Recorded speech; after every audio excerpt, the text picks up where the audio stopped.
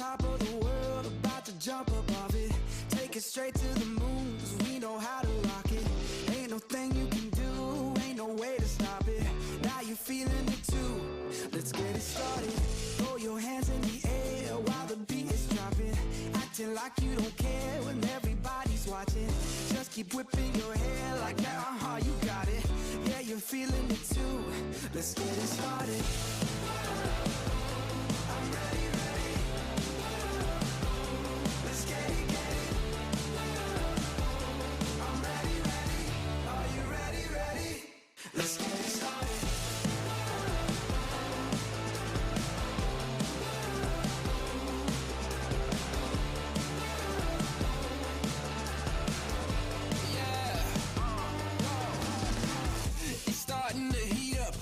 Charts off the meter, turn it up, blow the speakers, make them all to believers. Break through the surface, tell them open the curtains, give them all what they wanted. Yeah, now let's get started.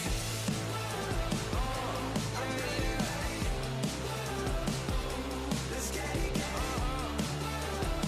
Yeah, I'm ready, ready. I'm ready. Are you ready, ready? I'm ready. Let's get it started. Yeah, yeah, I'm ready, ready. Let's get it, get it. I'm ready, ready. Are you ready, ready? Let's get it started.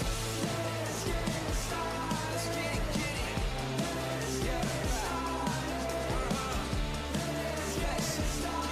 Let's get it. Yeah, yeah, yeah. Give me something new. Time to break loose. Take it to another level. Now we on the move. Shout if you coming with me. Going over the limit. On your mark, keep it steady. So tell me, are you ready? I'm ready, ready. Let's get it, get it. I'm ready, ready. Are you ready, ready? Let's get it started. Welcome, ladies and gentlemen. Tonight it is time for NASRA Triple M Pulling Truck Series racing action, as this is the final race of the regular season to see the 16 drivers that make it into the playoffs. But before we get to that action, got to give big thanks to Butt Kicker tonight, as it is the Butt Kicker 250 for these drivers. Excited to see how well they're going to be attacking here. And you get to see all this coverage Friday night on LSRTV.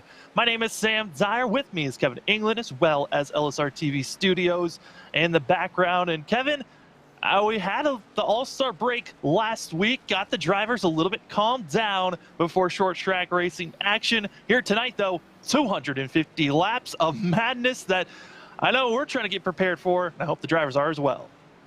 Yeah, one word for tonight's action, it's frenetic. These drivers are going to be elbow up, and this racetrack is really narrow, really tight. You're always on top of somebody. It's hard to see. It should be a rather exciting event for sure.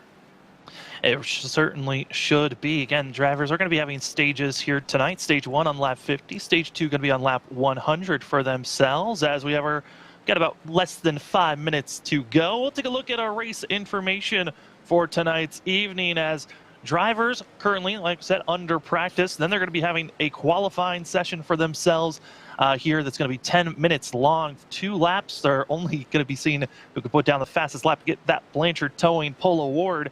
Then 250 laps here at the Lats Great Coliseum. Kevin, this track, very historic for many. Short track, rubbing against one another. What are some of the big aspects, though, that you're getting excited to watch here tonight for these drivers? Yeah, the key thing is just to see who has the magic combination to get the rhythm it takes to get this track hooked up. The temperature goes down, but the action's going to be hot. And I'll tell you, I think we're going to see a lot of beating and banging. And, you know, you could drive a truck with a little bit of damage, so you shouldn't be worried about that. You're going to go, as I said before, elbows up, run hard, all the way to the finish. See if you can get yourself a victory here in the final race of the regular season.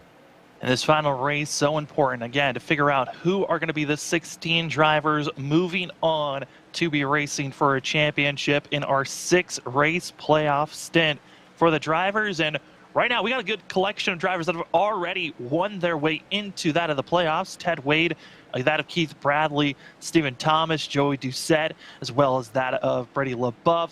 that Stephen Gregory, Chris Cinnamon, just that last points race at Talladega 2 weeks ago. And those are going to be your 7 drivers that are automatically locked in. But if you drop down to where the bubble window is, you got Dana Shepard 15th in points, Raul Meza 16th in points, and then outside looking in, needing some solid points here today, you got Jose Luis Rivera and Logan Quinn. They're going to need a lot of help here tonight, Kevin. I think this is when we're going to see a little bit of shining. And right now during practice, Jose Luis Rivera is looking quite strong, wanting to put a statement here tonight. Yeah, looking up on the board, he has the fastest time of everybody out there right now in practice, but he needs to back that up in qualifying and keep himself out of trouble here tonight. You know, it's got to be treacherous to be down there in that bottom cutoff area. Tyler Dittmer running 14th in points right now. He's only made 8 races out of the 12 that score, and he's 14th in points. That shows you how strong he's been, but right at the cutoff. And, you know, I have to say, this is the final chance for a couple drivers that we thought would have scored a victory by now. You're looking at Adam Newbert, has had so many strong runs. Devin Painter in the hunt. Jacob Klinkart, he's been fast the last couple races. A lot of them would like to put one in the win column here tonight at Bristol. They certainly would love to get that win. Luckily, points-wise, they are inside of the top 16 in points, so they're feeling comfortable in that positioning. But tonight, it all could change up for some of the drivers that are outside looking in. You think of, you know, some of the drivers that are outside that have been looking fast for themselves. Not sure if he's going to be showing up, though. It's that of Keith Haney. I mean, that we've seen a very strong run from Keith Haney and a couple of other drivers. But, yeah, looking at this field here tonight, Raul Meza, Jose Luis Rivera, those are going to be your 2 drivers, the bubble drivers for us to be watching out for. And then there's also the drivers that have been just running so consistent. It's crazy to think. Ted Wade, who we've talked about over and over, I feel like each week, he's going to be looking fast, trying to go for his 4th pole of the season. He's got the most Blanchard Towing pole awards. Chris Cinnamon has 2, and as well, Keith Haney's got 2 for himself. Wondering if maybe we could see another driver try to go for one of the Blanchard Towing pole awards that starts in just a minute for these drivers to get qualifying underway. Yeah, Ted Wade's been the model citizen. I mean, you look at the stats, and he's almost on top of all of them. Bonus points, laps led, the number of wins. He's highest in top 5s. Only Stephen Thomas has more top 10s than Ted Wade. You know, if you're looking at a potential champion, well, that's the guy. And, you know, as you watch them run around practice here, one thing I notice is Wade is the guy that's playing Pied Piper right now out on the racetrack. Everybody's following him, and it's pretty interesting to watch. They're running that high line here tonight, right up against the wall. I'm not sure if they'll be on the bottom, on the top. It's hard to say how they're going to get around this concrete racetrack tonight. I also saw there as they were driving through turns 3 and 4, a little small pack of 4 drivers side-by-side racing. We're expecting to see that just slightly, but yeah, I think that is the one thing that's been interesting to watch, especially in the last, I would say, 3 to 4 months on iRacing. At one moment, it was one lane, stay on the outside. That's the only place you really can make some passes. Then it transitioned down to you had to stay down low and defend as much as possible. I'm starting to find that a little bit of equal footing where both lanes are usable. But it seems like that outer lane is where the speed is at. But practice is now over. It is all about fun and the speed in just 2 laps as we are going into 10 minutes of qualifying for these drivers. Kevin, they've only got 2 laps to put it down. What are the factors for them to put down a fast lap, though, here at Bristol? Yeah, the first thing is don't scrub the wall anywhere. You'll negate your time. But they're going to run high up in the first lap, get their tires warmed up. And really, it's just about making sure you hit your marks, don't overdrive the apex, get it down off the bottom of the corner, and strike up as much speed as you can onto the straightaway. As here is Brady LeBoeuf, last season's champion, hoping that he can go back-to-back for the NASRA Triple M Pulling Truck Series, and this is the best time to find that momentum. Going to be the first driver to put down a lap here tonight as the 9 topping the board currently. But Kevin, as he's finishing up this lap, this track, the fastest half mile that you're going to be finding anywhere in the world. And just like that, Brady LeBoeuf going to be topping the board. A 15.165 is going to be the best time so far. That's where the rest of the field is going to be trying to best for themselves. Here's a couple of other drivers, and here's Robert Richards, a driver who's been kind of having some misfortunes for himself. across the line. Oh, no, not the way you want to finish that lap. Looks like second is going to be the best for himself. Yeah, just as soon as you said the word misfortune, the truck pushed up off the corner, caught the outside wall. Not uncommon to do here when you're trying to hustle it. And Richards is going to have to settle with 15.001 for lap time. As now Ted Wade takes to the track. He's going to let's see if he can put one more notch in the pole column for his statistics as he gets right down to the transition apron there at the bottom of the racetrack. Concrete speed is lap number 1 for Ted Wade. Going to be 13 thousandths of a second off of what our pole sitter is. And as well, onboard camera of Ted Wade. New features that we have here on LSRTV. Driver cams as the two coming across the line. Not able to best. I take that back. Will take the pole award for now, as we've only had 8 drivers come across the line, but the two just like that, Kevin. Ted Wade gets on camera for himself and also showing off other drivers. Here's Kyle Hess, who's going to be putting it on a park on the back stretch, but showing off. We got a few drivers that wanted to put themselves on the driver cam here this evening.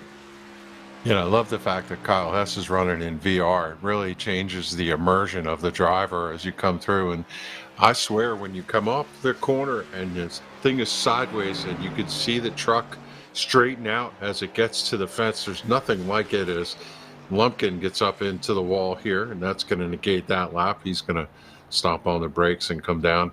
I noticed that we saw gloves. Did you see the gloves on the hands there? Driver gloves.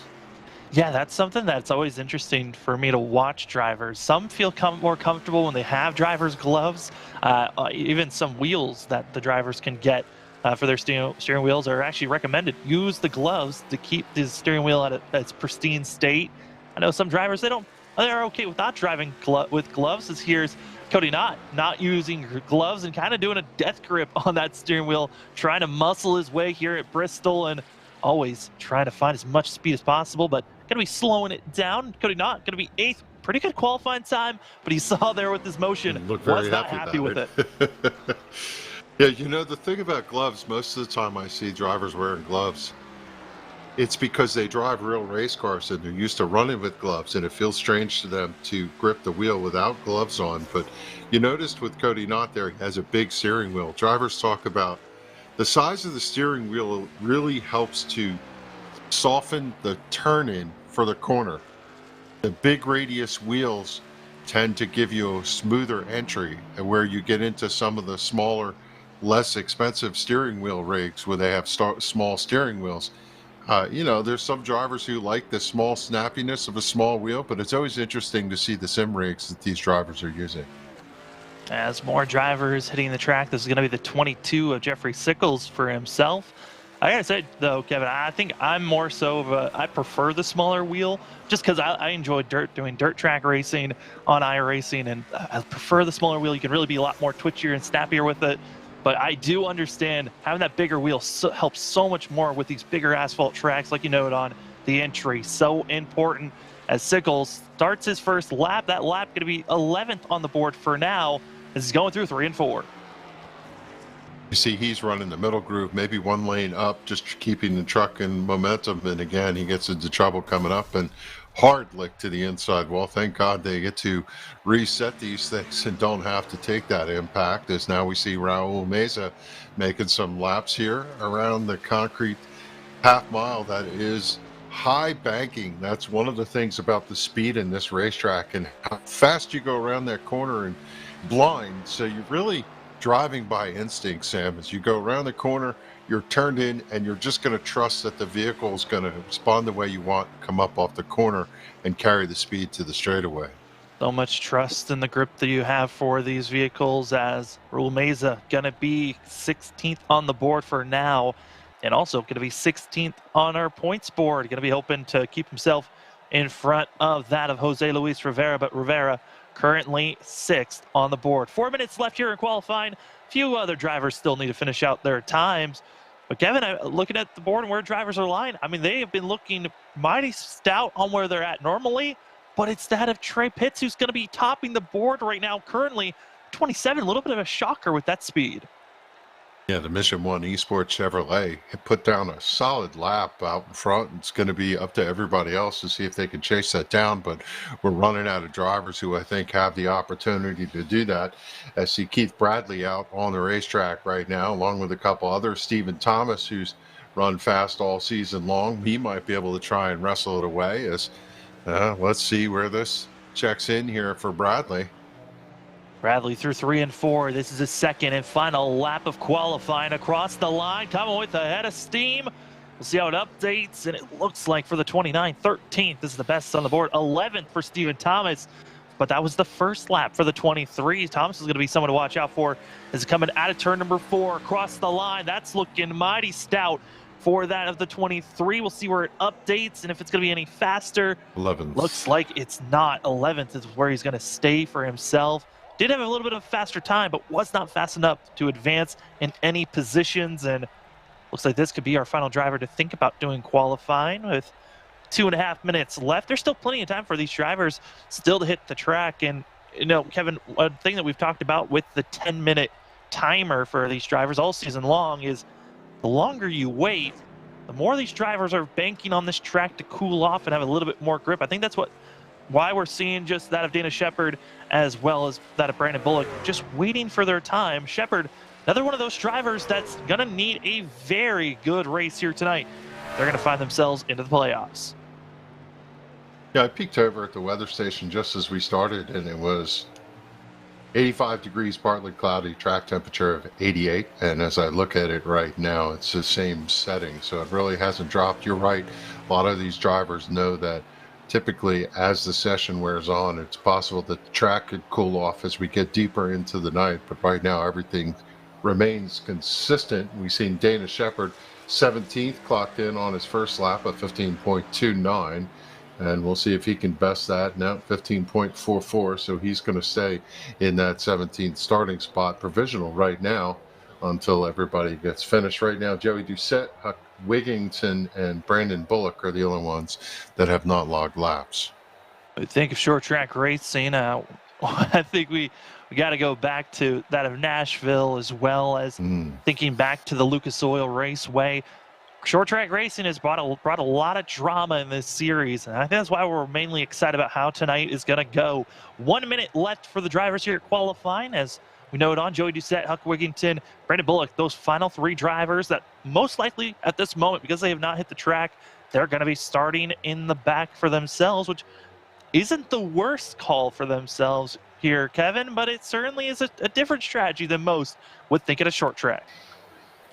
Yeah, this racetrack, not sure that it's one of those racetracks that it's easy to pass, but if you do pace yourself, you get a long green flag run and you get that rhythm.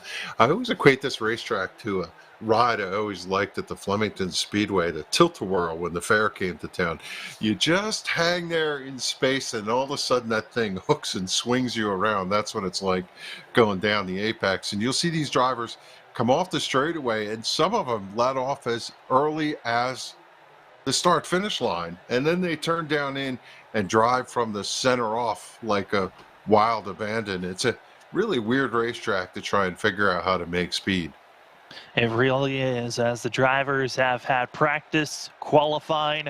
It's time for the main event, Friday night racing here on LSRTV. It's the NASRA Triple M Pulling Truck Series, the final race of the regular season.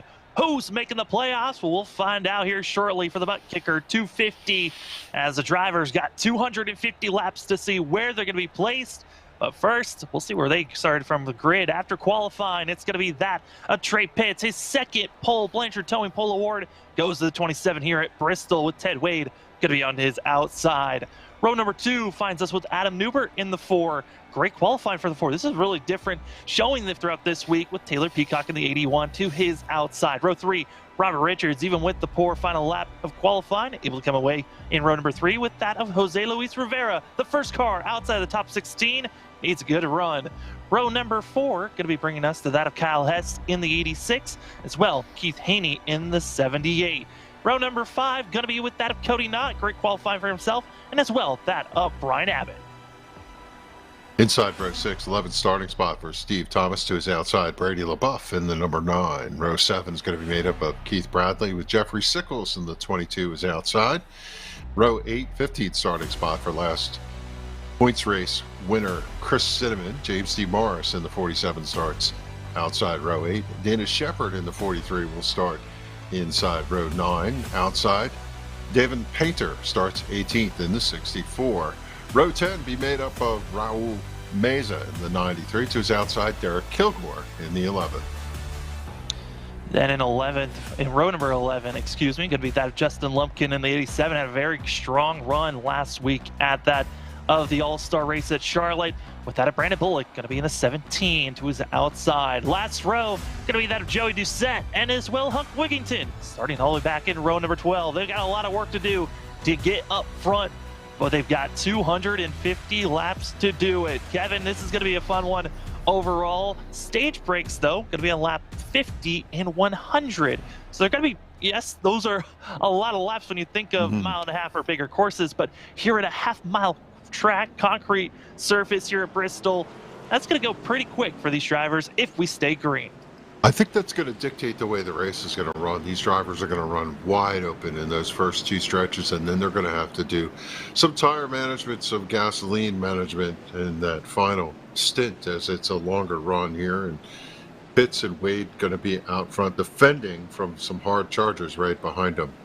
They're going to have to figure out. Adam Newbert also going to be on 3rd place on this start on the inside. A little bit of a different change. We have not seen the 4 have this good of a qualifying run in quite a long time. He's been having a lot of poor qualifying and back in 15th to 16th at moments, and then he's going to work his way up into the top 5. This is a great start for the 4. This could be a challenge for Ted Wade and Pitts once we go green.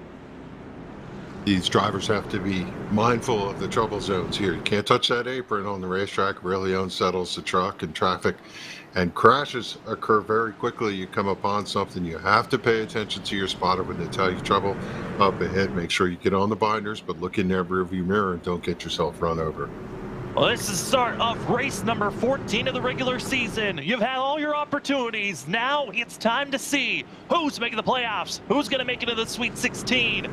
Let's find out here shortly. Pace truck is off. The butt kicker 250 here on LSRTV is green. It's going to be that of Trey Pitts on the inside, taking us down into turn number 1, side by side through these first couple of corners. Good jump for Wade to the outside. He's going to take the lead. He's going to head off to turn number 3 with 4 truck lengths over Pitts. Here comes Newbert to the bottom. Side-by-side battle for second as they're side-by-side all the way back to about 15th. And right now, that's where this is the best opportunity to try to go 4 passes. And here comes Taylor Peacock to the outside for 3rd place. It's already starting to see our front runners single filing it out. But for Adam Newbert, talked about it, you want to find those different lanes of speed. And Kevin, you saw early in practice for yourself, that outer lane's where you want to be for your at the moment. But then for the 4 of Adam Newbert, loses 1 position, not too bad. And now he's going to have to recoup and start to get moving. But Jose Luis Rivera might have other plans in that 97. It sure looks like the outside lane went ahead. Wade to the outside, up 1. Pitts down 1. Peacock up 1. Newbert down 1. Rivera up 1. Richards down 1. Keith Haney up 1. Kyle Huss, I mean, it's just all the way through the field. The outside lane got the jump and took ahead on that restart, or on that initial start. I mean, it's not until you get back to that of 10th place when you see a driver that's actually moved up more than 1 position. That's where our last season's champion, Brady LaBeouf, finds himself currently, and he's going to be trying to make a pass here onto that of Abbott and not able to do so. Almost contact between themselves. They got to be careful not to do that once again. Again, no faster pairs for these drivers. Meaning if you get any type of contact, you're going to be finding yourself getting in some wild troubles as they continue to stay green. Just on that of lap number 7. Already, they're starting to wind down. So we see the drivers are favoring the high line here tonight under these cool conditions. Cool, partly cloudy, and that top line able to keep the momentum, get the truck good drive up off the corner. You'll see drivers try to drive down the bottom. It scrubs the speed off hard to make that pass on the bottom here. We'll have to see if drivers can figure out how to make that bottom line work, especially when tire wear comes into play. That changes the dynamic of where you want to search on this racetrack. Well, you talk about tire wear, and I think that's something really big to touch on. Ted Wade, Trey Pitts, they are gone over 1.5 seconds. That is going to be the difference between 1st to 3rd. as Peacock's just running his own line, but the rest of the field, they're starting to get accordioned up and stacked behind this 81, who's just watching our leaders each and every corner and lap pull away from this 81 machine. Yeah, it'll be interesting to see whether this field is going to creep up on those two or whether they really have lit the wick and able to hold that pace. One of the things that happens when you're running a lot faster than everybody else by a couple tenths in this small half-mile racetrack is you're going to catch the back of the pack pretty quickly, and I suspect if we see long green flag runs, well, we're going to have lap traffic be a factor in tonight's event.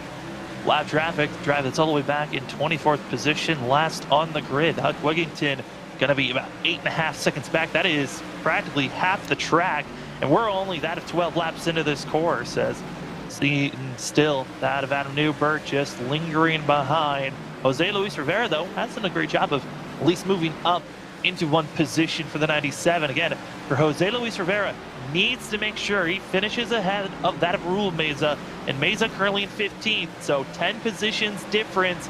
This is a great for the 97 at the start of this race. Yeah, Wade out front, he's holding on to the lead over Pitts, who's been applying pressure all the way through. Then if you look at second, third, fourth, fifth, sixth, are all about a truck length behind each other. Every once in a while somebody peeks out, but they usually tuck right back in. Everybody's just kind of minding their P's and Q's early on, but we're already working lap 15. The laps fly by here at Bristol.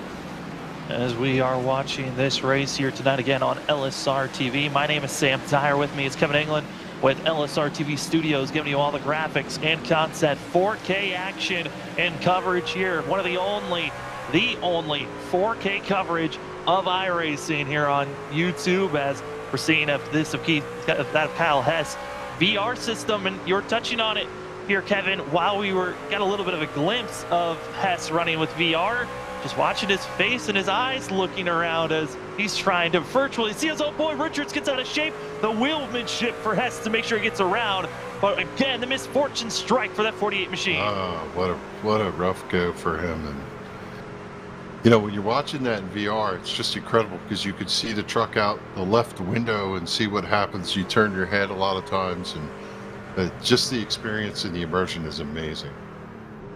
For Robert Richards, this is not the time that he wants to be losing this ground, as you can gain a lot of points with these stage breaks as you take Pulse Popper's instant replay. See the 48 wobbling up and down. Abbott gets the worst at finishing off that of Robert Richards. Richards comes in that of 13th in points, only having about a 30-point advantage over some of the drivers that are at that bubble spot, as we take a different look and a little bit further back on what might have caused Richards to get out of shape so much. You see there of Keith Haney, who's going to be trying to race on. Also the 48 trying to make the pass on. Meza not able to, and just absolutely gets tossed around for a quick second, gets out of shape, tries to rebound, and there they go again. Yeah, he went for that pass, and when he came back to the corner, just wasn't carried enough speed. Got tagged by Haney, and unfortunately led to that series of events. And we're under caution number 1 here, working lap number 20. Out front has been Ted Wade from the start, with our pole sitter right behind him. Trey Pitts has been hounding him. Now, who is going to take the high line, the bottom line on this restart? What do you think Wade will do? That's the question we're going to find out. I feel like Wade's going to just stick with the outer lane. I mean, he did not have the control on that restart and still came out of turn 2 ahead of Pitts. I feel like the outside line's just going to be too strong to give that up any type of positioning. But I do want to give credit to that of Kyle Pitts. Pitts has shown, with the amount of races that he's shown up with, he's one other pole came from Talladega, didn't have the finish that he wanted at Talladega, but has had some strong finishes at other short tracks. Nashville, first track that comes to mind, where he came away with a top 10 finish. One of the only short tracks where he had a decent finish for himself. Best finish of the season was at Daytona, where he finished 4th for himself. So a little bit of a, for the 27 in second place, a lot of work. If you look at just the finishing results, certainly he's going to need a lot of help for himself, but you never know. Coming to Bristol, it's kind of a wild card race of anything and everything could happen here. Yeah, if you look at his record, he's just kind of middle of the road for each of the races, but not out of contention. And we know that we've called him quite a bit. He has the speed, he just needs to put together the consistency. I was looking at the 48 of Richards as he went by the booth here. The truck doesn't look too bad. You can race with damage here. The back of the truck stoved in a little bit, maybe some damage on that right front, but I believe he'll be able to keep pace. Two drivers did come into pit road under this yellow. That's going to be Brandon Bullock as well as James Morris. Both going to be coming in for a little bit of damage repair for both of their vehicles as getting ready to go racing. We're stacked up. Lights are off.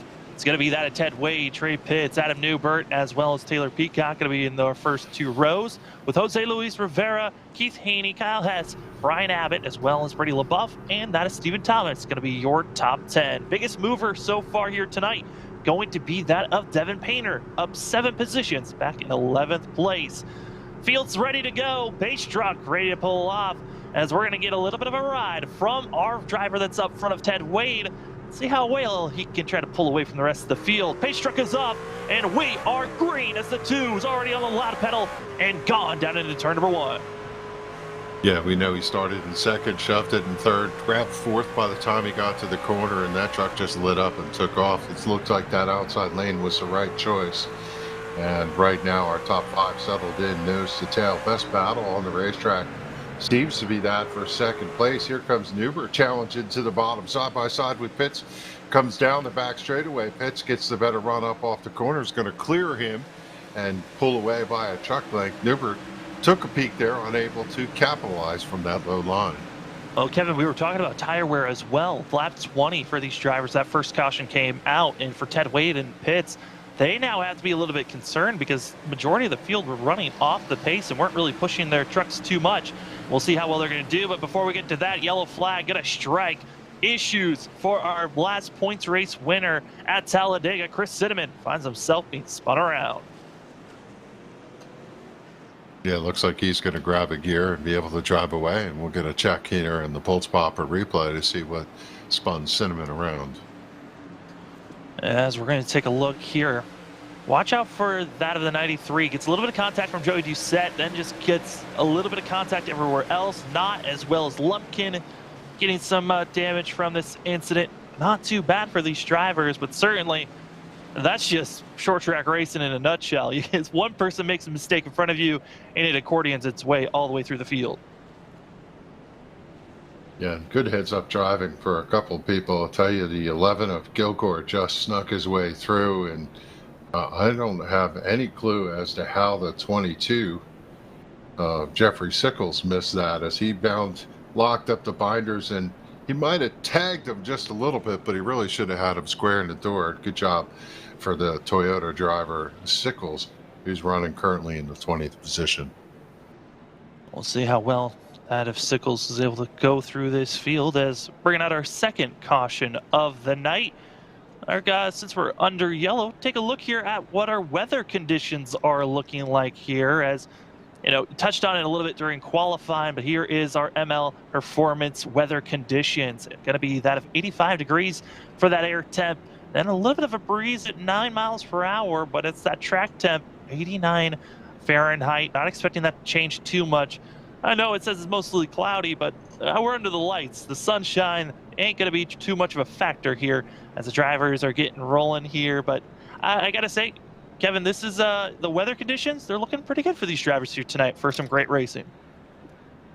Yeah, for sure, and hopefully it looks like this in September. I just bought my tickets to go to Bristol for the first time. I'm so excited to go to this place and see the Cup and truck race. And you know, it's kind of cool because every time we run in the sim world here, it's going to make me want to be at the racetrack that much more. And just saw Jeffrey Sickles. He stopped in, got some of that damage repaired. He's down and away. He's going to beat the pace truck off. And one of the things we've not talked about, I don't know if it'll become a factor here, Sam, is the pitting at this racetrack is unique as to where you go in and how the shape of the pit road is. I would suspect that we'll have enough cautions here that most of the pit work will be done under yellow flag conditions. Well, speaking of pit work, going to be made out of Chris Cinnamon, going to be in pit row. Justin Lumpkin as well, going to get their service done.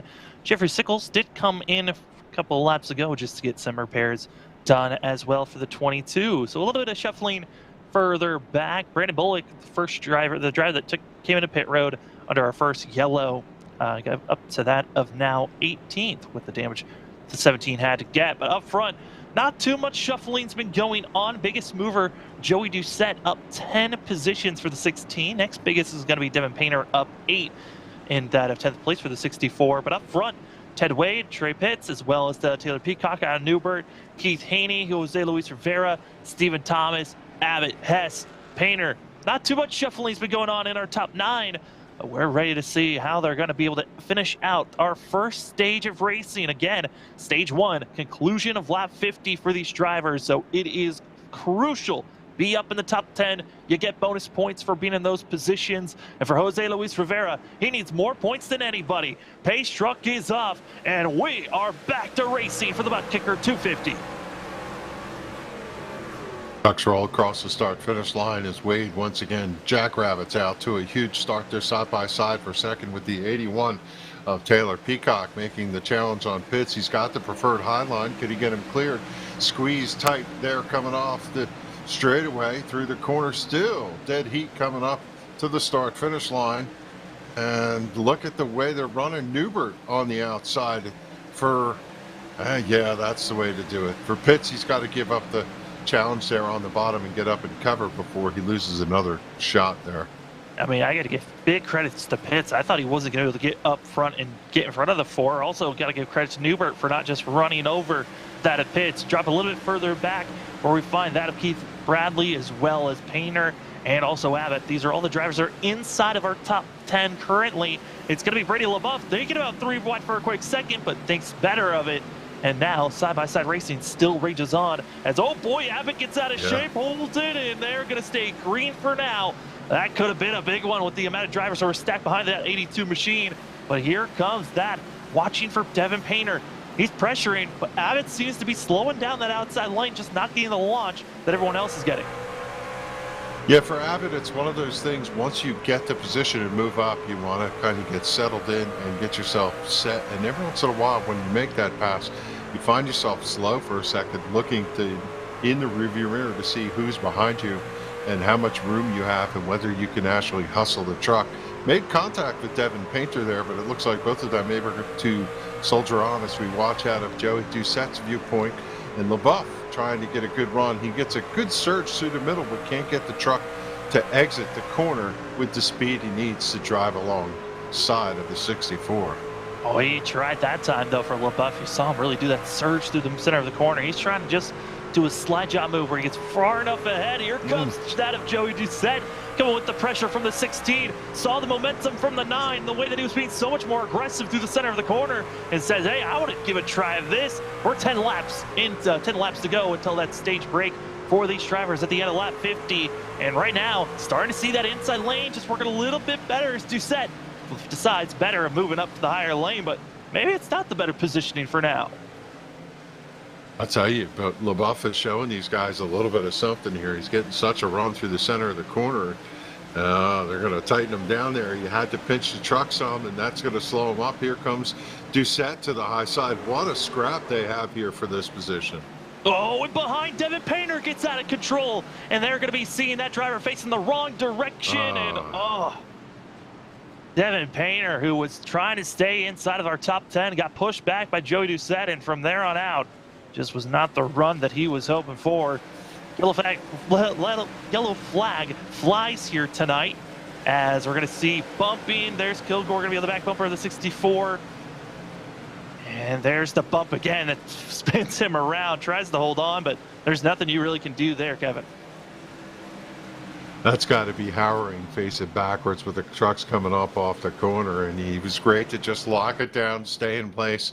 When you're stopped on the racetrack, you can typically be driven around. If you try to drive out of it, a lot of times you become a moving chicane, and you were under yellow one more time. 5 more laps to the stage, and so far it's been Ted Wade from the drop of the green has had command, but this time as a different player to the inside for the restart. And now, if anything, can that of Peacock get a good launch here? This with the timing of this yellow is on lap 44. I think this might put us inside of a 2 laps to go situation when we go green again. So these drivers are going to have a small shootout. Hoping that we don't get a quick yellow immediately, but Chris Cinnamon getting the wave around for the 3. Got to be placed that of now only 1 lap down after having to be in pit road for a significant amount of time as we reset and try to get stacked up again. I mean, Kevin got a little bit of a sense that inside line was working for Brady LaBeouf. I'm wondering if who else might be thinking this. And like we usually say about stage racing, what knowledge can he take from this stage going into the next one?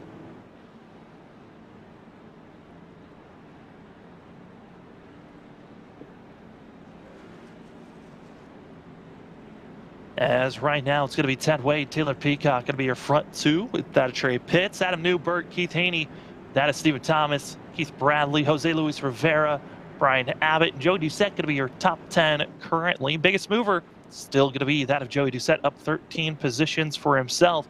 Driver that's lost the most positions going to be that of Cody Knott, who's back in 22nd position. I think for Cody Knott, he can recover from this. In a pit road, Chris Cinnamon trying to get a few more repairs done. Same for that of Devin Painter that was involved in this most recent yellow. As the drivers get reset, expecting the lights to go out this time by that when they come across the line. And Kevin, those top 10 bonus points, so important, especially for Jose Luis Rivera, who wants to find himself with the most amount of points going into each stage. So his end position doesn't have to be a top 5 or a top 10 finish for himself. He just has to make sure that he's made anywhere from 3 to 4 spots ahead of that of Raul Meza. Yeah, to come into this race has got to be nerve-wracking with all the contact and the close quartered racing. It becomes almost as complicated as, you know, the restrictor plate style tracks. For Jose, he just needs to stay clean. And looking at Chris Cinnamon, this is best case scenario. He just got 1 lap back, and if we get to the stage, he'll be able to get another and come back in to the lead lap. So there's still plenty of race left for Cinnamon. I was thinking about what you were saying before about the bottom line for Brady LaBeouf. That right front tire really wears when you run the inside. You're on 26 degrees of banking, wearing it out. But if you know there's a stage coming, you can run as hard as you want. Now the question is, will Peacock be able to take advantage of that low line? Well, it might have just got swamped as Pitts is going to be on the outside, rolling down into turn number 1 on this green flag run. Again, it's only going to be a 2-lap shootout. Peacock, though, better launch out of the corner, able to get by Pitts. That's center off. Really seems to be coming in with these older tires, but it's all Ted Wade as he comes across the line. Technically the white flag is stage 1. It's all about coming across the line, being in the top 10, as right now Jose Luis Rivera in that 1 restart lost 4 positions for himself. He's looking to only get 1 bonus point as they come across the line here. It's going to be that of Ted Wade taking the win as they come shuffling by. Green-white checker falls on the Sim Racer Hub stage winner, Ted Wade, as he's led every lap so far. And now the question is, will they pit for tires? I have to believe they're going to stop for 4 here.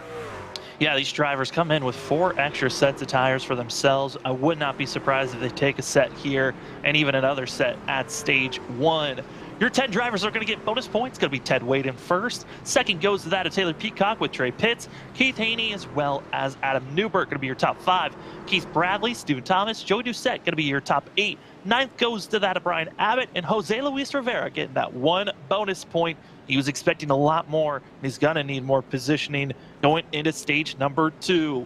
Well, we're going to step aside real quick. When we come back, we'll let you know what happened under pit stops and pit road scenarios. We'll be back in just a few.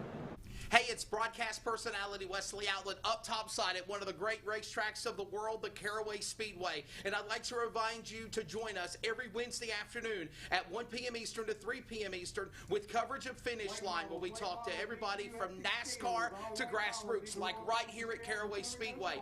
Carolina's Fox Sports Radio affiliates, iHeartRadio, and on the Community Radio Network at 87.5 FM. And remember, thanks to Live Sim Racing Productions, you can actually see the guest panel, ask their questions, get interactive with us with comments and so much more in our chat box. Finish Line every Wednesday. Join us every week. If recent storms have caused damage to your property, contact 811 before you begin your cleanup. Buried utilities around uprooted trees can make a bad situation worse if those lines are not located before digging. Electric, natural gas, and internet lines are everywhere. And knowing where they are is the safest way to start any digging project.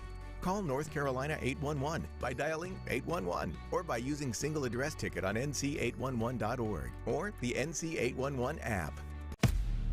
This is our series, So many different pieces that you have to watch out for. where the stakes are always higher, $300,000. where virtual meets reality, How bad do you want it? They're wasting no time getting at it. where the best thrive and the flawless win. This is the NASCAR Coca-Cola iRacing Series.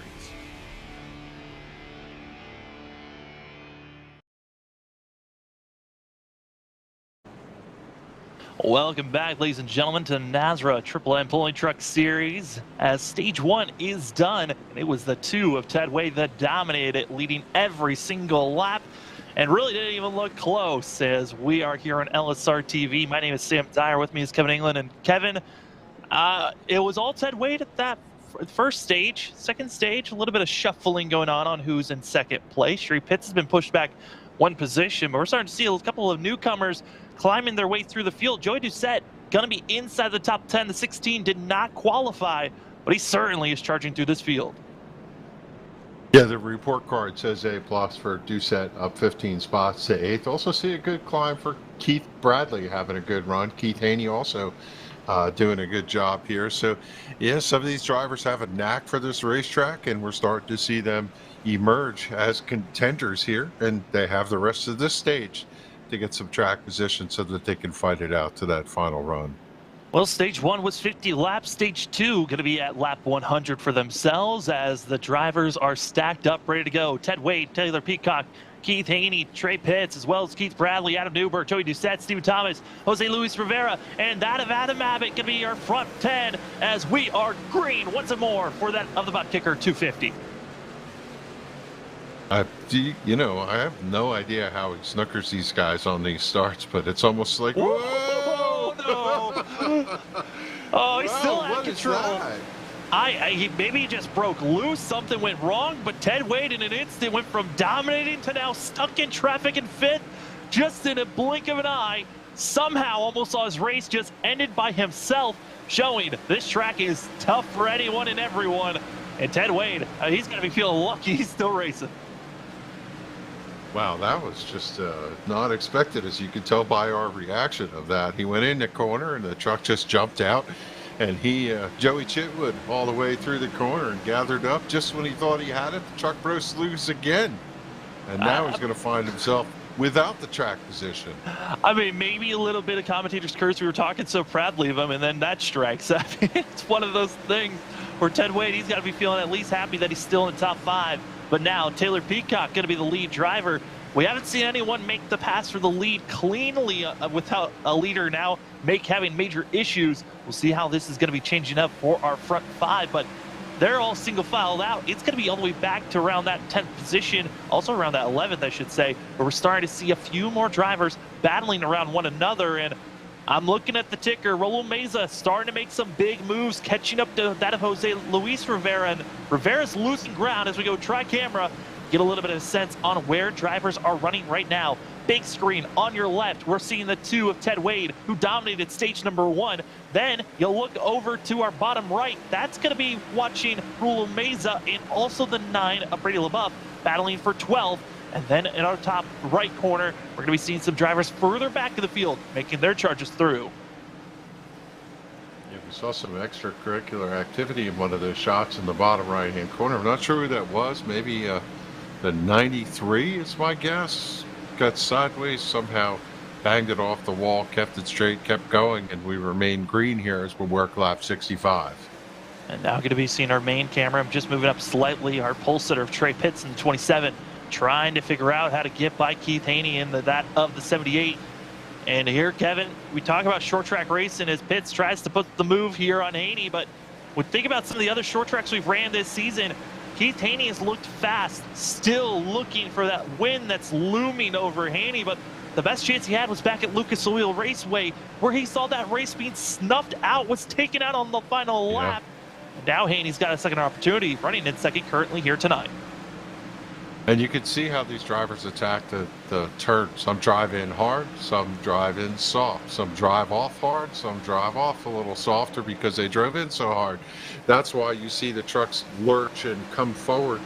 You see the 27 got such a good run through the middle that time. And really, they're just looking for whatever the combination is that allows them to draw alongside and drive on past. And Haney right to the back bumper, applying pressure to our leader. Lap 70 now underway for this field. Again, well, lap 100 is when we're going to have our stage break, our Sim Racer Hub stage break for ourselves. And looking at this, Ted Wade, yes, he's closed in. Our top 5 all going to be within 6/10 of one another. But how and when is Ted Wade going to be able to make a pass? Because right now it seems like for drivers further back, they've found a way to make some passes going on the inside. But up front, no one seems to be even attempting to go down low. Yeah, the only driver we saw so far make a little purchase was Brady LaBeouf at the end of that stage. But I think when you have fresh tires, it's just one of those deals where you're not getting enough of advantage to drive down low in the corner here. As soon as I say that, we see Doucette try and duck in. You know, if you get down there, the problem is you can't get the run up off the corner in order to carry the speed. And also for Ted Wade, he's got to be careful. Doucette is closing in, as we also have our onboard for Ted Wade here for the number 2. And Ted Wade's been looking strong. He tried that dive bomb move, but another thing that also was an advantage for those drivers further back that were driving down below, each position, there was a little bit of a gap, so you could, make the pass quickly slide up. Up front, though, they are so compact, it's very difficult to make these passes. And also, a factor we talked about in stage 1, we never really saw it. Lap traffic, soon to be a factor here. Yeah, these drivers kind of spread out now. It has that conveyor belt kind of feel. As you watch Ted Wade running there, you could see he was talking to someone.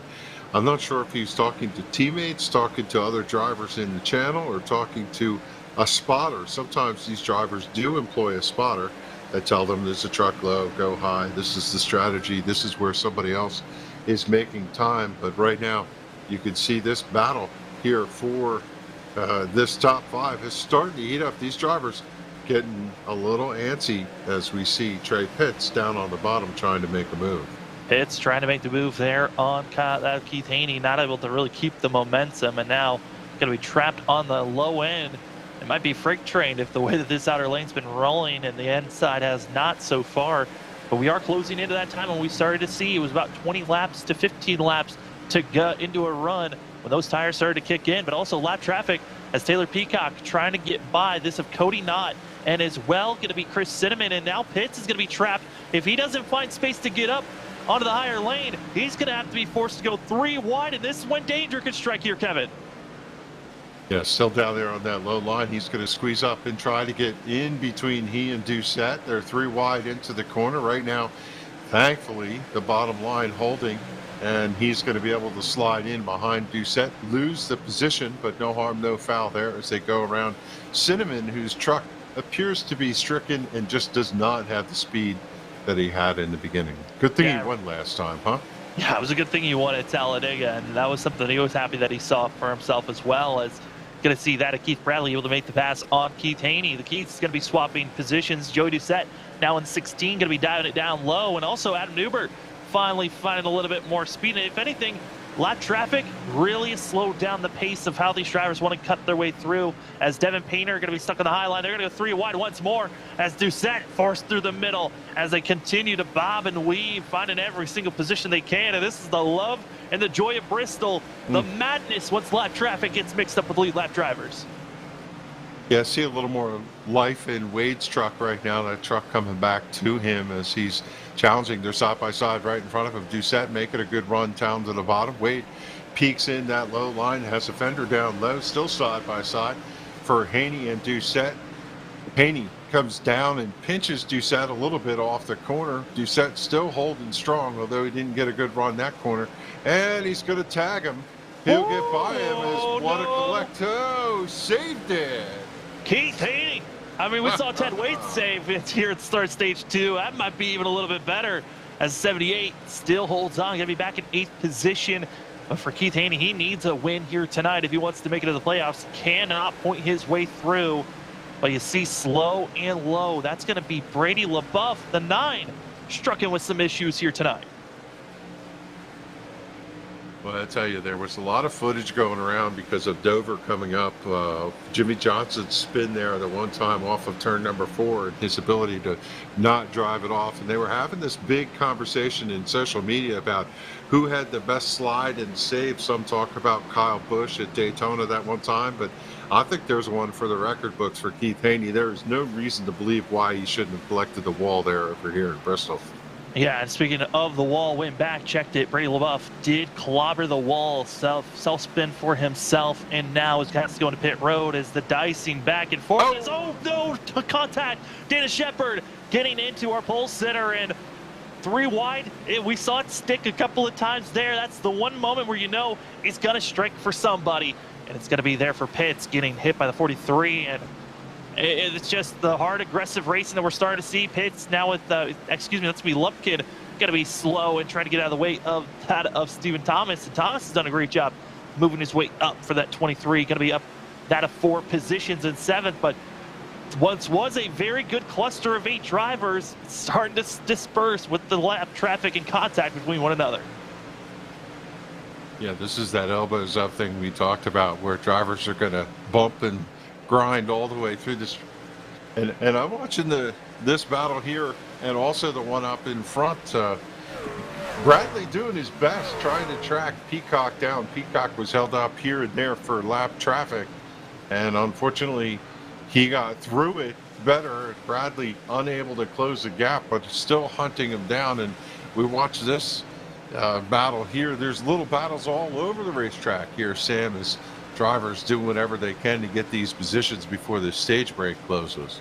Yeah, let's go. James Morris is going to be now going a lap down. Same for that of Brandon Bullock. Rolo Mesa is going to be the next driver to be going a lap down if he gets caught. But that's if, because we're closing in on our stage break. Going to be on lap 100 for these drivers. That is our Sim Racer Hub stage break. And right now, watching Ted Wade as well as Joey Doucette. This is for 3rd position that we're watching, the 16 and the 2. Great battling between themselves, but like you said, we look at our ticker, Peacock pulling away from that of Keith Bradley. Yeah, if you look at the speeds, Peacock has the best, Bradley 2nd, Doucette 3rd, Wade is 4th, and that's the way they run in the order here is, boy, I tell you, Peacock's got that thing on cruise control right now. He really does. He's found that little bit of a comfort zone and now is gone. The big thing for Ted Wade, the dirty air really showed. The 2, he felt comfortable up front until he got loose and lost it as, Thomas almost getting into pits. As the laps continue to tick away, we're coming up to 2 laps to go here in stage number 2 for these drivers. It's Taylor Peacock, Keith Bradley, and Joey Doucette going to be your front runners, and then we fall back to this group. This is 5th place that we're watching as, hold on, Bullock making everyone hold their breath there, as this is the battling that's going on for that 5th, 6th, and 7th position. A little bit of snaking on the straightaway, something you don't see very often, as we are on our final lap of stage number 2. And Taylor Peacock, he got the lead after the mistake from Ted Wade, and he doesn't care how he got it, but the lead has been feeling good for the 81, and across the line, taking stage number 2 is Taylor Peacock. Yeah, made that stage look easy, and Bradley's going to follow him across for 2nd. 3rd's going to be Doucette. 4th, Wade, and Newberg comes up to 5th here as the yellow out on the racetrack for the 4th time tonight. Stage 2 in the books. They'll get 4 tires and fuel, and then it's off to the races for the final stint. This is going to be that of the Sim Racer Hub stage break here tonight for both stages, sponsored by Sim Racer Hub. Thank you for that. As the drivers are catching up to the base car, our top 10 getting bonus points going to be Taylor Peacock, Keith Bradley, Joey Doucette, Ted Wade, Adam Newbert. Your top 5 with that of Trey Pitts, Stephen Thomas, Robert Richards, Keith Haney, and Kyle Hess taking those positions. As the drivers racing go to pit road here shortly, we're going to step aside once more, and when we come back, we got more racing action here at Bristol. Hey, it's broadcast personality Wesley Outlet up topside at one of the great racetracks of the world, the Caraway Speedway. And I'd like to remind you to join us every Wednesday afternoon at 1 p.m. Eastern to 3 p.m. Eastern with coverage of Finish Line, where we talk to everybody from NASCAR to grassroots, like right here at Caraway Speedway. Carolina's Fox Sports Radio affiliates, iHeartRadio, and on the Community Radio Network at 87.5 FM. And remember, thanks to Live Sim Racing Productions, you can actually see the guest panel, ask their questions, get interactive with us with comments, and so much more in our chat box. Finish Line every Wednesday. Join us every week. If recent storms have caused damage to your property, contact 811 before you begin your cleanup. Buried utilities around uprooted trees can make a bad situation worse if those lines are not located before digging. Electric, natural gas, and internet lines are everywhere, and knowing where they are is the safest way to start any digging project. Call North Carolina 811 by dialing 811 or by using single address ticket on nc811.org or the NC811 app. This is our series, So many different pieces that you have to watch out for. where the stakes are always higher, $300,000. where virtual meets reality, How bad do you want it? They're wasting no time getting at it. where the best thrive and the flawless win. This is the NASCAR Coca-Cola iRacing Series.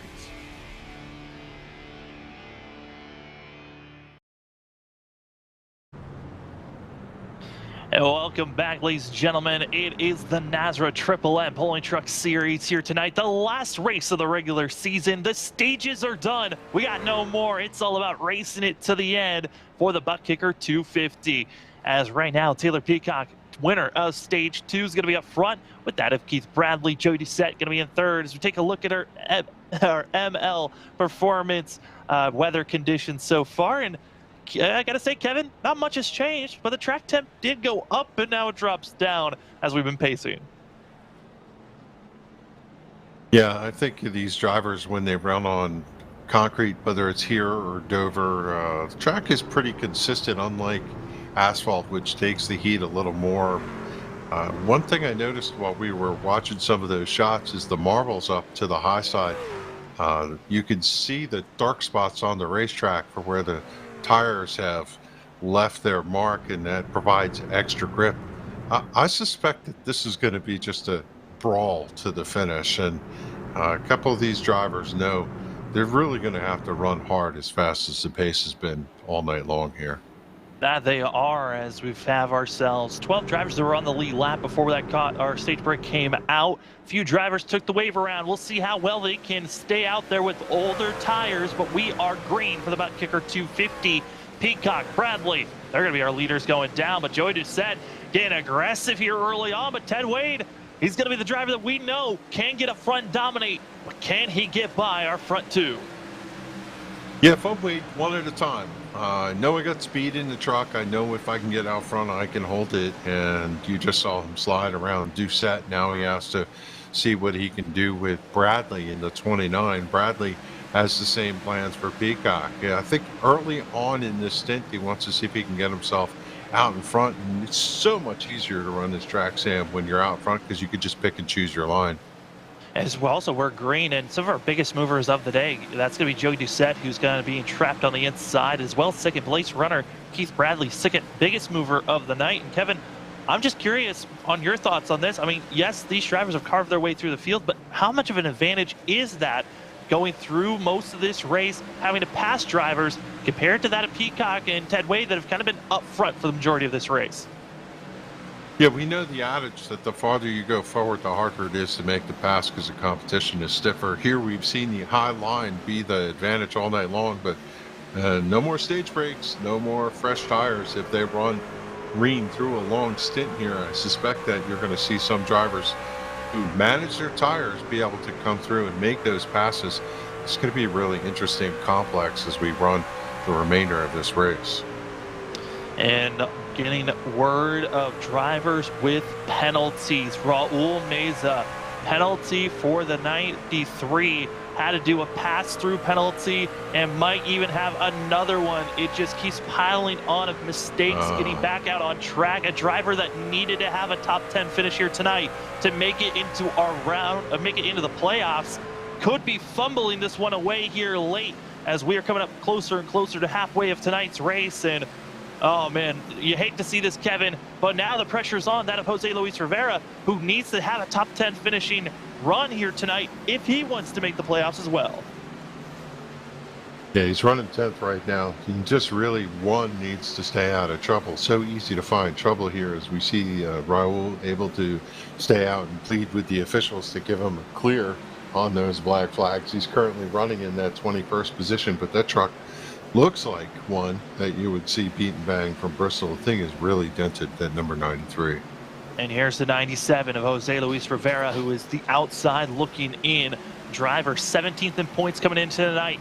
Got one bonus point from stage one, did not get the stage bonus point from stage two. Now, based off of raw speed and positioning, it's the only way the 97 can find himself moving into the playoffs, which means for Jose Luis Rivera and where Raul Meza run, that 97 needs to finish up in the top 8 if he wants a chance to race for a chance for a championship. And in front of the 97, it's getting chaotic. We got drivers that are on older tires. Some drivers decided to take a wave around, and we're seeing those drivers already being caught in just the first 15 laps of us going back to green flag racing. Yeah, Rivera's trying to get through some of these trucks so he can get to the number 48, which is the next truck for position. You could just see Haney slicing and dicing through that lane with those fresh tires. That truck looks like it's on slots as it runs through the corner. Absolutely clean and able to make his way through. Also, that of Kyle Hess that we saw from the 86 went with the more patient route of just letting the other drivers make their mistakes and get out of the way. But as we saw, some drivers saying, you know what, we got to get aggressive. We got to make these moves fast. We're losing too much ground. Speaking of some aggression, up front, might be starting to see a little bit of that as Joey Doucette as well as Trey Pitts, they're starting to get a little bit racy between themselves for 5th place. Yeah, Pitts has consistently been a lane up on the corner, and Doucette has run right smack dab through the middle, trying to track down the number 4 of Newbert, who's having a good run, running in 4th position right now. This battle up front has not abated. Peacock, Bradley, Wade, Newbert, all running within vicinity of each other here as we work lap 124. And you see just how close this battling is for 5th place. Well, it looks almost identical to the hard racing that we're also seeing for our leaders, for that of Taylor Peacock and Keith Bradley. They're doing the same exact thing, keeping close and kind of running offsets of which lanes they want to run. And you know, Kevin, we know the outside lane is where you want to be early on, and we saw this for the majority of stage 1 and stage 2. But we're about 10 laps away from once we start to see drivers feel like testing the inside lane, and that's when that grip level start to get a little bit of a change up. Maybe you have to let off a little bit more into the corners, and it gives bigger opportunities for these drivers up front to start making some big passes. Yeah, if I worked for the New York Times, I'd be prepping an article about how Bradley has been stalking Taylor Peacock. He just looks like at any moment he could pounce, and I think he's just waiting till they get into some lap traffic. One little bobble, one little stall by Peacock, Bradley's going to drive away. And for the drivers here tonight, it has been a wild one as we continue to watch all the racing that's going on. Again, this is for 5th place that we're watching. The driver that dominated stage number 1 and right now trying to catch up to our leaders, Ted Wade, you saw there for a second, going to be in 3rd. Joey Doucette and others, they're trying to figure out how to get by Adam Newbert. Newbert's done a great job of recovery for the 4. He fell back to that of 8th at one moment and now up to 4th place for the 4 machine. Right now feeling pretty comfortable for himself, but we know Adam Newbert, the longer the race goes on, the better positioning he always seems to place himself in. But it's been a win that's looming over the 4. Still hasn't gotten that yet here tonight. Yeah, and his lap times right now are matching those of the leader. And the one that I'm curious about is Ted Wade. Is he just kind of parked himself tonight and waiting until he gets to the end and he'll charge up there? Or does he just not have the mojo he had in the beginning here as leader's into heavy lap traffic right now? Our leader is going to be that up to the Peacock and Keith Bradley. And got to say, both of them still probably the closest battling on track as Here they come up to lap traffic, and they're catching up to Rula Meza. And Meza, who is going to be on much older tires, as well as already going to be that of 2 laps down, soon to go 3 laps down. This is a worst case scenario for the 93. And you can see that damage on the right side. It's gotten into the outside wall. That's really when you can tell when a driver's just been having an ill-willing, really a truck that does not want to work for you, is when you start to see those right side scrapes. This is where the leader is begging his spotter to go talk to that truck and say, I'm coming, give me the lane that I want to be on the outside, drop to the bottom. And sometimes that works and sometimes it doesn't, as the leaders get by cleanly. And you just look, there's, again, like we said earlier, it sets itself up. Oh, little battles no. all over. You see the 11 into the outside wall. Blown engine for that of Derek Kilgore, who is running in 12th place. And that, because of how slow he is, issues for further back. Joey Doucette and others, contact wreck on the front stretch. Wow, the complexion of the race changes in an instant as we see the 11 come slow, trying to do what he can to roll into pit road, and he crosses the stripe. And he got out of the way. The actual incident that brought out the yellow was at that going to be of Newbert and also Joey Doucette and others on the front stretch. Was not even involved with the Kilgore blow up an incident. Very shocking to see.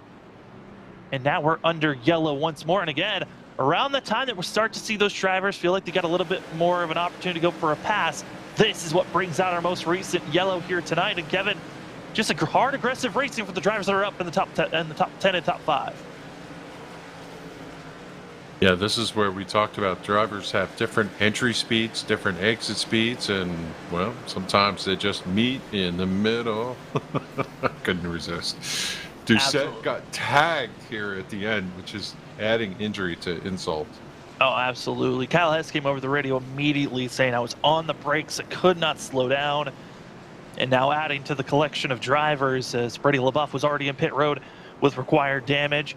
Kyle Hess now has required damage for himself. Joey Doucette and Derek Kilgore all heavily damaged. Our first DNF of the evening was Devin Painter before we got back to green flag racing at the end of stage 2.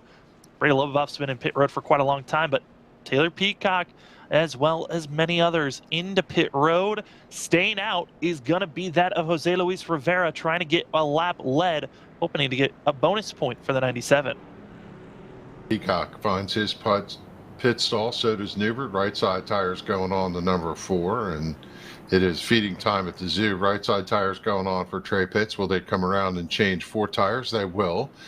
Fuel going in, the Mission 1 Esports Chevrolet. He's down and away. Good pit stops. Everybody pretty much came out the way they went in, except for the 4 of Adam Newbert. I have to wonder if he tried to fix a little damage there, as he's going to drop back to 5th. Yeah, got a little bit of damage repair for himself compared to all the other drivers, as now Jose Luis Rivera and Cody Knott going to be coming in for the second rotation of drivers into pit road. This is going to be leaving us with a total of 11 drivers potentially on the lead lap. As Keith Haney is continuing to stay in pit road, could be going a lap down, which is going to go a lap down, is the 78. We're going to only have 10 drivers on the lead lap. This is getting a little wild here. I know we had a little bit of a smaller field with only 24 trucks here tonight, Kevin, but only 10 on the lead lap as we're past halfway. I mean, Bristol can do this, but it's a little bizarre to see this field so strung out. Yeah, I'm surprised at the lack of passing we've seen here, and I have to wonder if it's going to pick up as they charge a little harder towards the end. And this is going to help a lot of drivers' cause. If they were working too hard on those tires, they get a reset here. Everybody's been to pit road 3 times. Is Peacock going to pick up the lead one more time as they cycle through? And for Rivera, he stayed out. He led his lap, and he's still going to be hunting in that top 10 since there's so few trucks on the lead lap. Also, I want to give an update with Kyle Hess. He's going to be another DNF to this race, but with a lot of drivers up front having issues, this is now going to be giving more positioning to Raul Meza, and this is exactly what the 93 is going to be needing. Having more drivers up front making contact, wrecking themselves out, means more free positions, which means that it's still an opportunity to be making it to that of making it into the playoffs. As the drivers see the pace truck pull off, we are now green once more for the butt kicker 250, and it's Peacock looking strong up front. Keith Bradley Pitts, they're going to be side by side, and you also watch out Ted Wade might be trying to make a little bit of an aggressive move here. Yeah, Wade trying to make that bottom line work. It's not going to work for him as Pitts is going to drive off. Wade going to slot back in. Richards right behind him as the 4 of Newbert going to settle in there. Here comes the 23 of Thomas. Haven't talked about him all night. He's been kind of quiet. Now he works his way into the top 5, and we'll see if the 23 is going to have a little something for him tonight. And battling continues to go on between themselves. Also want to let you know, if you are watching right now on YouTube, you can go down in the chat, vote. Who do you think is going to be winning this race here tonight? Taylor Peacock, Keith Bradley, Keith Haney, or do you think someone else? As we have a few votes already in, it's going to be a majority thinking that it could be that of seeing someone else winning here tonight. As the racing goes on, Ted Wade still just looming there as the front rows are going to be all still single file for now. Yeah, everybody kind of settled in single file. I'm kind of surprised at that. They've actually stretched out a little bit with Peacock having command over Bradley, Pitts, Wade, Richards, and Newbert. Thomas unable to mount that charge to that 5th position, settled in 7th. Rivera has come up 2 since restarting in 10th. Abbott right back there in 9th, and it'll be not. He's just kind of soldiering along here, looking to see if he can get himself a top 10. Yeah, no, really, it's more so of the fact that once we get about 20 to 30 laps into a run, that's when we start to see drivers getting a little bit of a better positioning to try to make some passes and change up what position they're in. But that also is around the time that we've been seeing a majority of our wrecks here tonight. So would not be surprised if something's going to be changing up for themselves. But Taylor Peacock still leading the way as our pole sitter of Trey Pitts. Going to be still in 3rd. 2nd place qualifier of that of Ted Wade going to be in 4th. So change up here early on. I mean, after halfway here, I mean, Kevin, it's really just all about surviving at this point. So once we get to those final 50 laps, I think that's when we start to see the drivers really put down who's got the most speed and can get up front. Yeah, I kind of feel the same way. I think this racetrack lends itself to 75 to go, and you need to start hustling the truck. But right now, you want to just do what you can to conserve your equipment and wait to see how the cautions break. Certainly, if we see a caution within 50 to go, it'll be hammered down as we see Wade working right behind Pitts, looking for any of those flaw moments where something goes wrong. And this is one of the things you do here, Sam, is maybe you don't have the truck to make the charge and clean the pass, but you're going to stay right to the back bumper of the truck in front of you. And if an opportunity presents, the driver doesn't get in the corner right, doesn't get off right, slips up a little, gets near the wall and has to breathe, you could drive on by, but it's so hard to charge down underneath them and be fruitless in making a pass if they're in the same lockstep speed with you. Yeah, and right now, most of the action we're seeing of drivers having issues is going to be that top right, where we've been watching that of Dana Shepard and also that of Brian Abbott running for that 9th, 10th, and 11th position have been on top of one another. We're watching on our main screen on the left-hander. That's going to be watching that of Pitts as well as Ted Wade and everyone that's going to be in our front row. And then in our bottom right, that's where we see currently just puttering along by himself. That's going to be Raul Meza, who's just hoping for any more issues to pop up for the drivers ahead and going to be needing a yellow to try to grab and use one of his sets, as the 93 is on much older tires than the rest of the field. If you're just joining us, Peacock, 4th leader of the night. Wade led from lap 1 to 57, then slipped up. Peacock was able to drive past him, led 83 laps. 1 lap picked up for Rivera on the leading board. He is the 3rd leader under caution, and then Peacock picked it up when Rivera went to pit road, and he's been out front ever since. And we continue to race on, as that was your mid-race report by Kevin England. And you love to hear all the information that comes in. Also love the fact that we got our tri-cameras out here showing all the action here at Bristol. And honestly, I think it's the big thing that's awesome to have here at LSRTV, having these 3 cameras, especially at this short track, Kevin. I mean, it's nice to know that you've got all this information that's so useful. And drivers, some having to come into pit road. Brad Abbott, the 82, had to come into pit road for himself. Now going to be 3 laps down for the 82, leaving us with a total of 9 drivers on the lead lap. Yeah, you look at the different race situations going on here. Off the left, you got drivers hustling, looking in the rearview mirror, checking somebody behind them, see whether they're gaining, whether they're pulling away. Then on the right, you see a mix of trucks, some running hard, and then you got the bottom right where, you know, they're by themselves, and it's really just like qualifying, run lap times that consistently try to better the lap before it. Totally different way to race. And you saw it on our top, that of our top right, Abbott making contact with Hug Wigington, and the 82 frustrated over the radio, and now gonna have to go into pit road for himself. Issues just mounting up for Abbott, who continues to struggle. But up front, drivers that have been loving the way this race has been going so far: Taylor Peacock, Keith Bradley, as well as Trey Pitts. Our front three, they've been feeling pretty comfortable, but now they're catching up to this lap traffic. Yeah, you can see these drivers rim riding here around. It's 26 to 30 degrees over in turns 1 and 2, turns 3 and 4. They've been up in that 30-degree area right up to the top. You can see that dark mark where the turn-in is, where they're grinding the tires off on the concrete. But right now, it does not look like anybody's able to make that bottom line work. But they peak down in that middle line every once in a while, Sam, and you see them make speed. And I'll tell you, Bradley looks pretty strong there in that 29.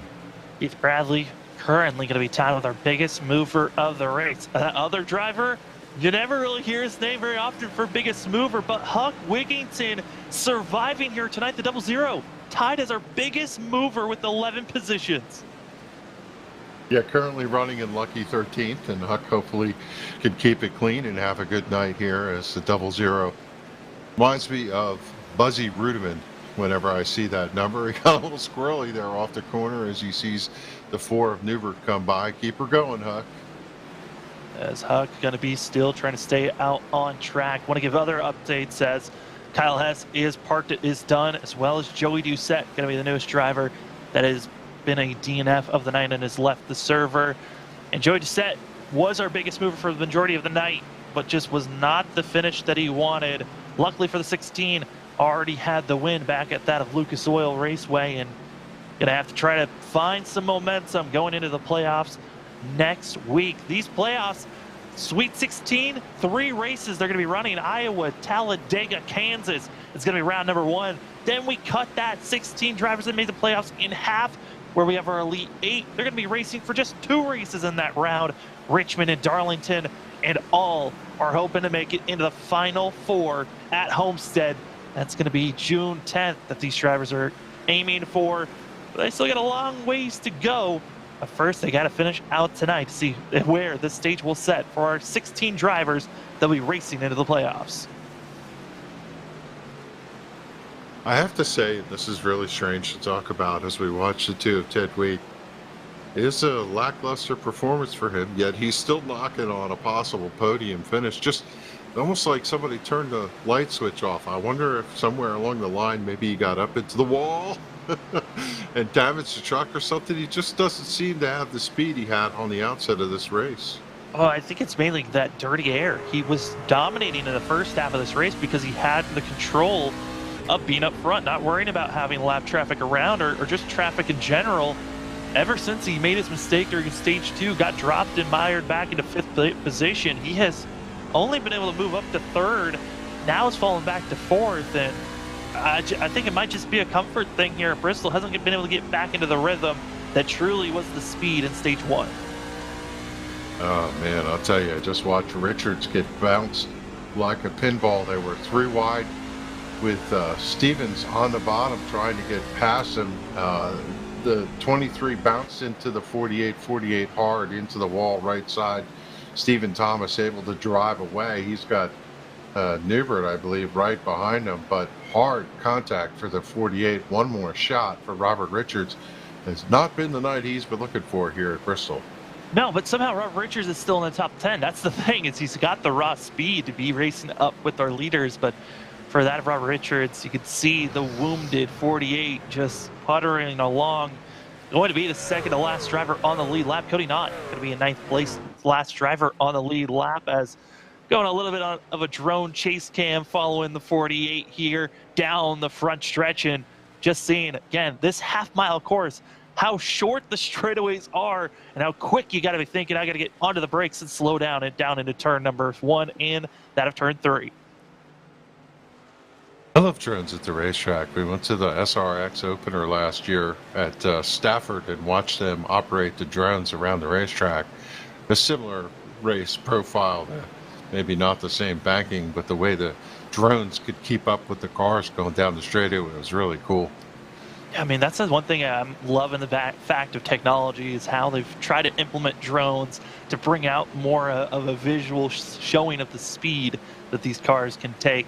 As especially I love when they take the drones out to super speedway tracks and you just see the drones trying their best to stick with and follow those drivers, but it's almost impossible to really get some of these drones going as fast and with the best quality cameras that we have to keep up with them. But certainly it's great to see how technology is advanced, and can't wait to see what else comes with all the different camera packages. Yeah, we were talking during commercial about my twin brother has a drone, and they're racing tonight, I think at Big Diamond Speedway, and he's taking his drone sometimes to the racetrack. And when you see the dirt car sliding sideways through the corner with the drone about 8 foot above the racetrack, it looks just like this. You just see the raw speed of the truck or the cars, in that case, going down the straightaway and into the banking, into the corner. It's really cool. Well, speaking of dirt racing, well, here at LSRTV, we are proud to say we are now celebrating our 10 years of broadcasting in a special event being offered, a one free special dirt event broadcast here from LSRTV, and this offer is for a special event, big money race, not a weekly race event, but if you'd like to be a part of potentially this special offer, message us at LSRTV on Facebook for more information and requirements. Big thanks to all those that have helped LSRTV survive to this point and be along and still give you great coverage here. And I gotta say, it doesn't matter which week it is, what great racing we're watching, it is always a show to see what these drivers are going to put down as we're watching Rule Meza trying his best to slow down the 4 of that Newbert, but Newbert with the fresher tires just easily waits for the right timing and now is gone. You're going to walk on by as we see the leader of Taylor Peacock for the first time tonight, a 1.8 second lead. First time our leader has been able to get out to a comfortable run, about a half straightaway lead over Keith Bradley running in second. And he's carving his way at this point past any of the lap traffic. Is right now everybody stretched out and making laps. 191 of 250. And I'm not sure, will we see pit stops toward the end? It's hard to say.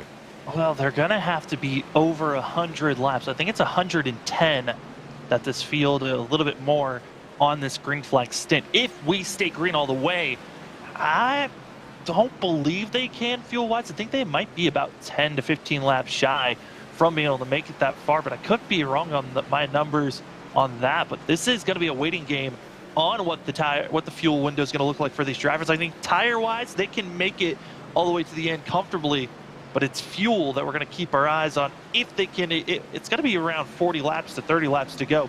If we start to see some of our front runners think about pit road, I think that's going to be the true indication of, yeah, they're not making it.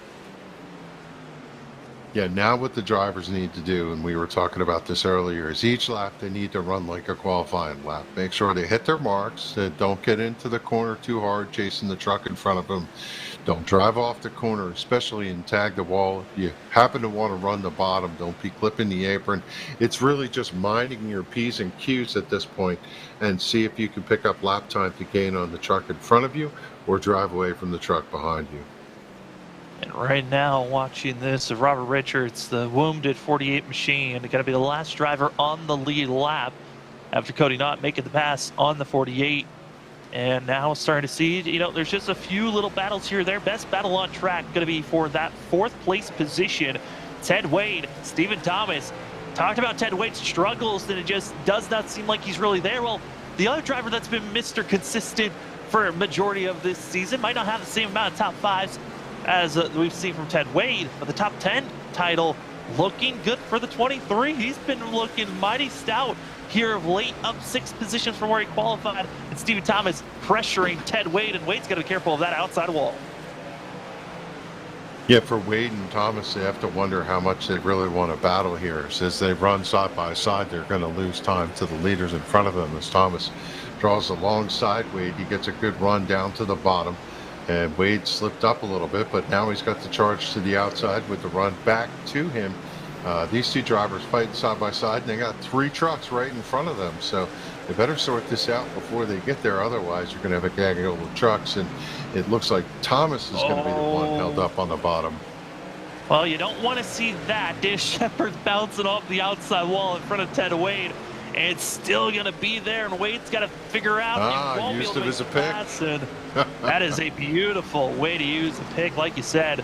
If you ever wondered how to use a lap car for your advantage, that is exactly how you do it.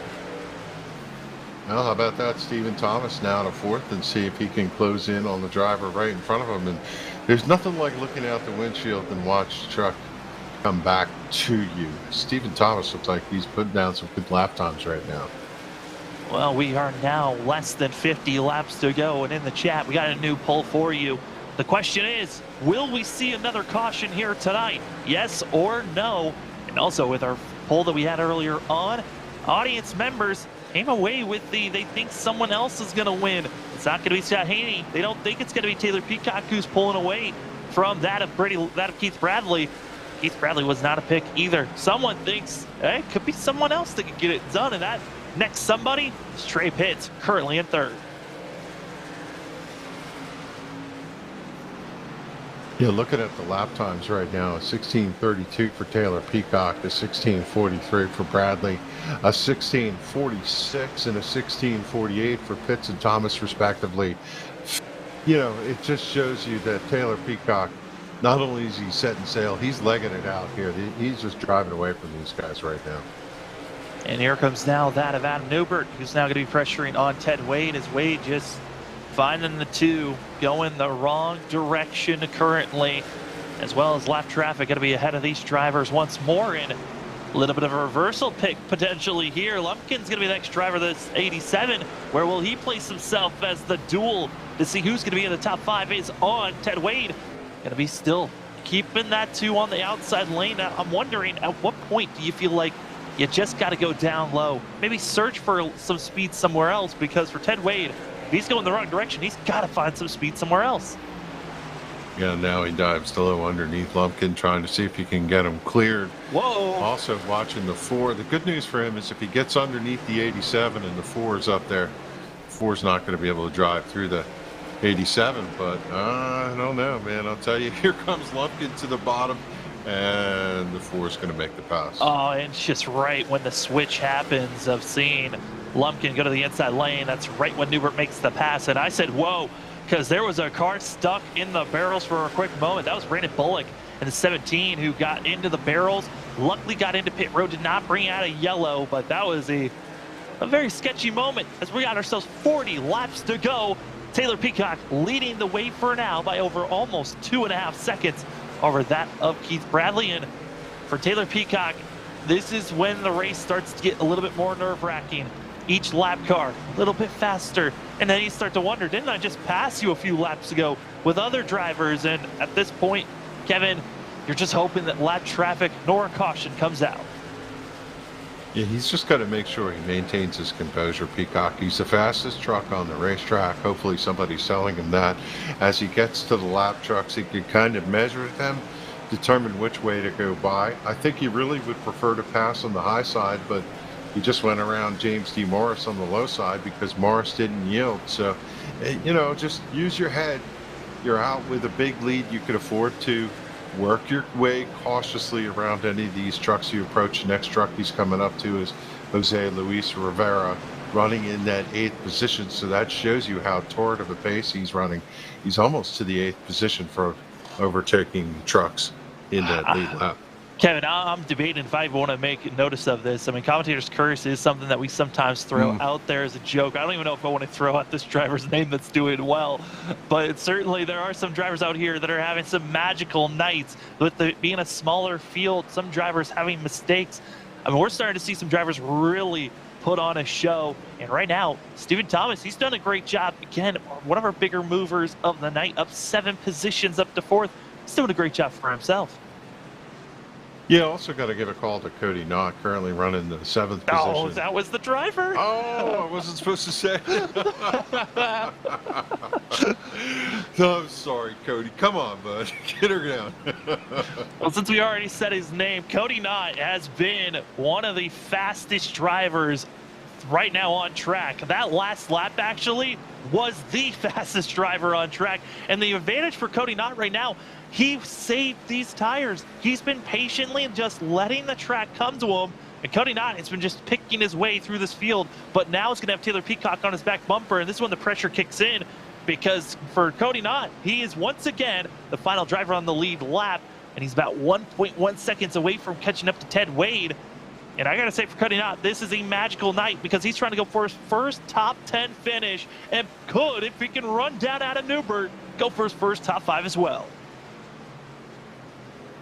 Yeah, for Cody, watching him go in, he's driving in shallow. He's letting the truck drift up through the center of the corner, and then he was able to get the truck to drive down and get a good run to the straightaway. And just as soon as I talk about the line he's going to run, he sees the leader coming around, and respectfully, he's going to give the preferred line to the outside as Peacock able to make his way around. Sometimes the best way to do it is follow that leader up to the truck behind him, and when the leader goes around, you go with him. Yeah, I mean, that's right now, Cody Knott, biggest thing for him was just recognizing, hey, I don't want to be the reason why Peacock doesn't want to get this win. And also recognizing, hey, let's just not throw this race away. It's been a good run so far. Don't want to have any other issues. But speaking of issues, over the radio, heard a little bit of bickering from drivers that are a lap down and not a lap down. It's this battle currently going on, and it's this between a lap driver and a lead lap driver, Stephen Thomas, and that of Robert Richards, getting a little antsy between themselves. But this is what short track kind of gives you, is drivers getting some frustration out as we're inching closer and closer to 25 laps to go. Yeah, I have to remember they had a little extracurricular activity on the racetrack just about 20 laps ago. So the question is, if Richards gets to him, is it payback time? Is the two of them wondering if they can get to close proximity out front of the 23 of Stephen Thomas. There's a gaggle of trucks, Mesa, Cinnamon, Sickles, Trey Pitts, and Brandon Bullock all running under a blanket. But we'll keep an eye on whether this Richards and Thomas thing amounts to something. This is for position that we're watching. Ted Wade, Cody Knott. Cody Knott staying down low, trying to get some more speed if he can. A little bit of touch the apron. That's a risky call, especially with the way this track is banked. Kevin, that is not, even on these older tires, yes, you're looking for any grip that you can't get off the corner, but that apron is not your friend. Yeah, for Cody, what he needs to do is just run his race, see if he can get good runs off, make the advantage. If not, yield a little bit, come back, try him again. I think he's got the faster truck right now.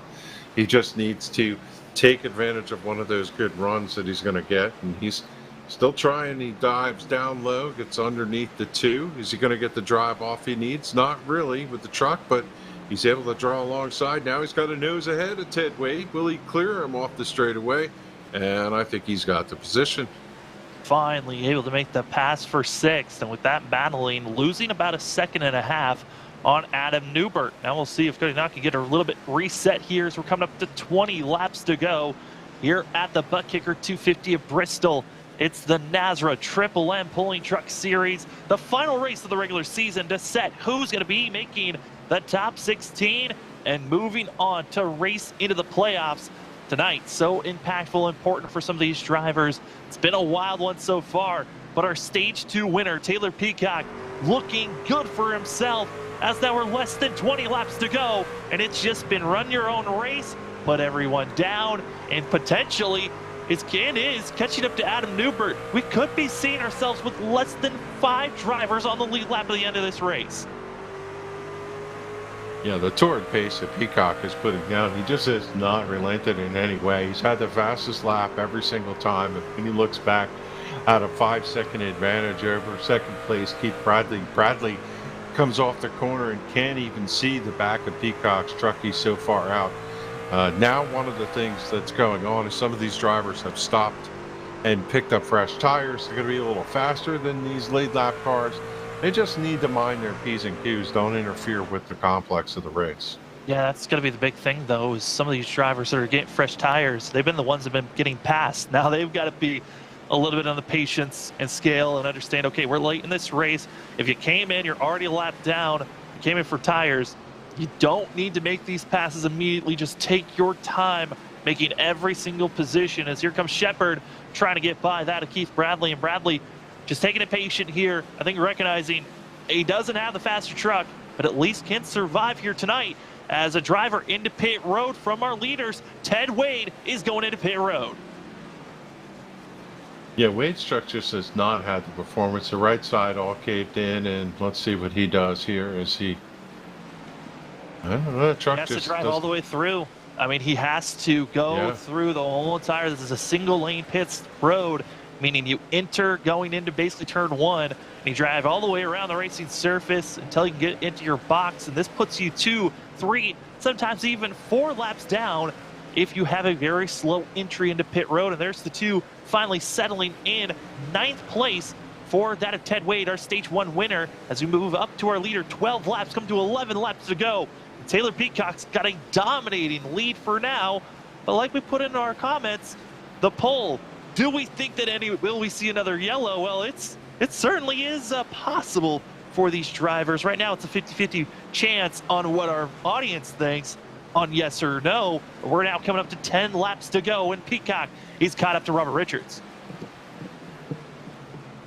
Yeah, Peacock has that high line preferred. He's going to roll right around the top and clear Richards. No problem there. I have to wonder if the truck maybe did that for fuel, but I thought it's strange that if he was going to just stop in for his final fuel stop, that he took 4 tires in fuel and didn't just fuel it up for these handful of laps left. And now we'll see whether or not Peacock can run all the way to the finish. Could be also thinking, just get fresh tires, go out there and just try to put some fast laps down. Could be another mentality here, as there's Ted Wade, lap traffic, and now Peacock's in a precarious spot and backs out of it. Smart move by the 81 here late. Yeah, he's 3 laps down now. There's no way in this distance of time that he's going to make that up. But at this point, he's given up his position to Richards and has to get back to him. I'm not sure what that call was about, but it does feel good to have 4 fresh feel goods and have that truck streak around the racetrack. That it certainly does. Here is one of our final positional battles we could be seeing here tonight, and it's the battle for third. Who's going to talk with us in the booth after the race is done? Stephen Thomas, maybe he wants to get there, and he's been slowly chipping away. Our pole sitter of pits, he's been doing a good job, but here comes that of Ted Wade, diving it down low, 2 for 1, down into turn number 1. Yeah, Wade streaks off like a bullet here, and now Thomas tucks back into the battle here as he tucks 1 lane down, trying to get the run up off the corner. The 27 just tagged the outside wall. Here comes the 23 to the bottom. Maybe a little bit of a slide job, not able to clear him. Pitts with the run to the outside. Trey Pitts still holds strong, but it's going to be side by side. 4 laps to go. The laps are taken away quickly. And for Stephen Thomas, he doesn't officially have to make the pass. He just has to make sure that nose is ahead of the 27. Pitts into the wall. He gets the better launch, though. Maybe a little bit of assistance. And, there is a slight glitch of, tapping that outside wall and getting that better launch. The 27 still holding strong with 3, coming to 2 laps to go. You just don't want to give it up. It doesn't matter if you're running for 3rd or 33rd. You're going to try and beat that truck. And Thomas, you could see him sweep up high so he could drive down low, carry as much speed as possible. What a great run he had up off of turn number 4. He draws even. Now he's going to get clear. And if he slides back up, he's going to cover the position. He's going to cover it, but they're going to go 3 wide potentially. But we're on the white flag through 3 and 4. Taylor Peacock, he got the lead of lap 57, never looked back. The win here at the butt kicker 250 goes to Taylor Peacock, and the battling for 3rd, that will go to that, I believe, is Stephen Thomas as they're racing on, and it will officially go to Stephen Thomas. A great finish for the 23, and for Pitts, he tried everything, but he'll have to come away with just 4th. Yeah, and that pit stop for Ted Wade relegated him back to the 9th position. I'm not sure if the strategy was right there for him, but a good win for Peacock. He just showed that he had the best truck all night tonight once he got out front. And big shout out to Cody Knott. Best finish of the year. 6th place for the 26, who's had bad luck all night long, but comes away with a good finish for himself. As Sailor Keep Peacock blows up the engine and gives us a moment to look up from above and also take a look at our final unofficial racing results. Taylor Peacock comes away with the win, with that of Keith Bradley coming away with 2nd, Stephen Thomas in 3rd, Trey Pitts in 4th, with Adam Newbert finishing out our top 5. Cody Knott comes in 6th place with Jose Luis Rivera in 7th, with as well seeing that of Robert Richards and Ted Wade in 9th. Dana Shepard's going to be in 10th place, but a good run here for the 97 of Jose Luis Rivera. It's now up to the calculators. Was it enough to make it into the playoffs? 11th for Justin Lumpkin in the 87. Raul Meza soldiers on to a 12th place finish. Huck Wigington might be his best finish tonight of the season. 13th. 14th for Jeffrey Sickles, 15th for James Steve Morris. Brandon Bullock, after all his trouble, settles for 16th in the number 17 last race winner. Chris Cinnamon comes in 17th, 18th for Brian Abbott in the 82. Keith Haney, after a strong run, unfortunately out early. He's 19th. 20th position credited to Joey Doucette in the number 16. Finishing out the rest of our results, going to be that of Kyle Hess, going to be in 21st, with that of Derek Kilgore in 27th. 23rd goes Devin Painter, and Brady LaBeouf comes in 24th. Big thanks to that of TJ Moore being our race control for this evening. 24 trucks hit the track, and only that of 4 were able to stay on the lead lap at the end of the day. Almost had less than that with all the hard racing that was going on. But for us up at the booth, we're going to step aside for a quick moment. When we come back, we'll talk to our top 3, Taylor Peacock, Keith Bradley, as well as Stephen Thomas. We'll be back in just a few.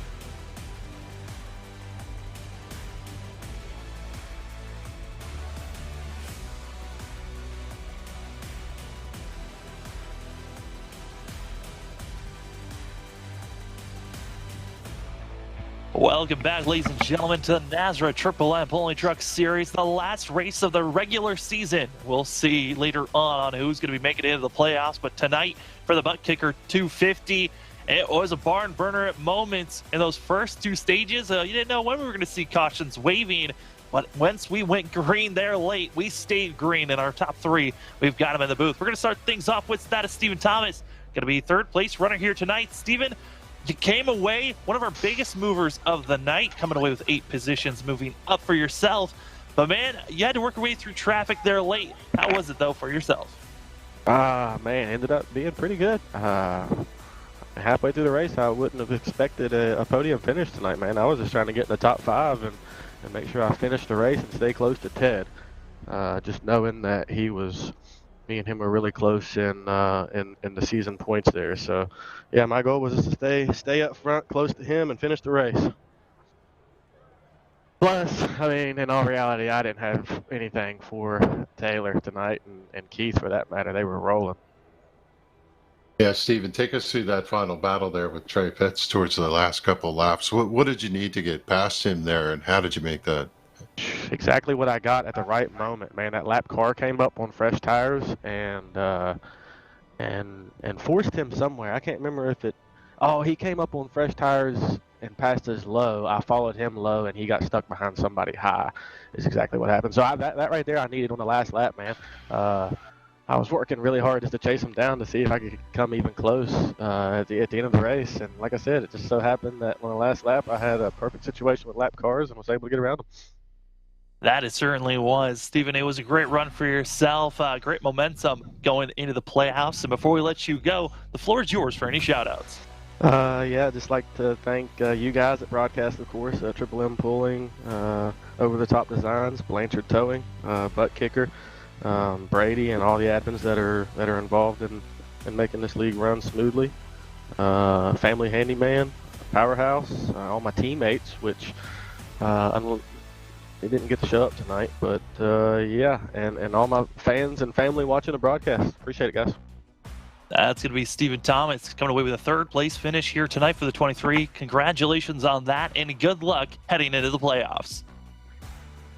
Thank you, guys. Y'all have a good night. Now we head over to second-place runner Keith Bradley. And Keith, you had it yourself, and also a time of going through traffic. Qualified 13th, comes away second. You're tied with our biggest mover of the night, that also being Huck Wigington. But, man, give us your perspective carving through this field and almost having an opportunity to pass that 81 machine. Man, it was all about staying patient. You had to just basically just ride around and buy your time, and that's what we did. And I was worried at first because starting that deep, you never know what could happen. And I think there was one point in time I was following Steven. Somebody spun in front of us, and I thought it was over right then and there because, I mean, things happen so quick, and you got to be on top of your game. And I'm just happy I finished second. Yeah, Keith, you just mentioned it. Talk about the art of navigating lap traffic here. Man, honestly, it's probably the hardest thing to do here at Bristol, between that and trying to stay focused. Because, I mean, you're trying to stay pace with the leader and then get through the traffic without losing your own pace. And it could be dicey at times. I like it. I think it's fun. Tonight it wasn't too terribly bad. They all kind of just stayed in their own single lane and let the leaders do what they needed to do to get by. I mean, it was a fabulous run for yourself there, Keith. Second place finish here tonight. And before we let you go, the floor is yours for any shout-outs. Yeah, I want to thank everybody from NASRA, Brady, Triple M Pulling, you guys with the broadcast. I know we all really appreciate it. All my teammates, Ted Wade and Chris Cinnamon. I know Chris had bad luck once again, strikes the 3, which is unfortunate. And then, of course, I think John Hedrick over at Over the Top Designs, Winter Circle Pizzeria, Abruzzi Racewear, and I'm drawing a blank. But yeah. Well, Keith, you had a fabulous run, like I said. Second place finish here tonight. One position off of the win, but I think with the way you survived, covered through your way through the field, you'll take a second place finish. Congratulations on that, and good luck going into the playoffs next week. Absolutely. Thank you, guys. As now we head over to our butt kicker victory lane for the butt kicker 250. It's Taylor Peacock in the 81. Taylor, you had some weird up and down movement going on in that first stage. But, man, tell us your thoughts when Stage 2 started and you saw Ted Wade have his big slip.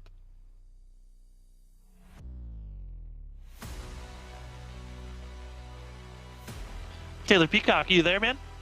Yeah, can you hear me? We got you now. Sorry, I had my mic muted. All good. No, when Ted got loose, my heart just sank. I thought for sure it was over right then and there. He had a hell of a save. I'll give him that. But yeah, once he got loose, that was my chance, and I knew that when I had Keith all over my ass, I could not slip. He had me sweating bullets that whole race. Yeah, Taylor, your first win of the season, and couldn't have come at a better time. Take us through what you think the championship chase will look like for you as we head into the rounds next week. Oh, just keep on trying to survive and picking off good finishes. Just mile and a halves aren't my thing, so the super speedways and short tracks will have to capitalize. But it should be fun.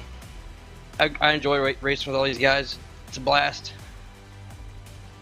Well, Taylor, it was a solid run for yourself, just dominating once we got done. You got the Stage 1 win. You get the victory here tonight. Congratulations on that. And before we let you go, the floor is yours for any shout-outs. Yeah, just Brady for putting all this on. Like I said, it's a fun league to be a part of. LSRTV, you guys do an awesome job each week. I know this is only the second time I've got to talk to you guys. Hope I can start finishing top 3, come talk to you more often. I mean, this is the perfect time to do so. Yes, sir. Thank you, guys.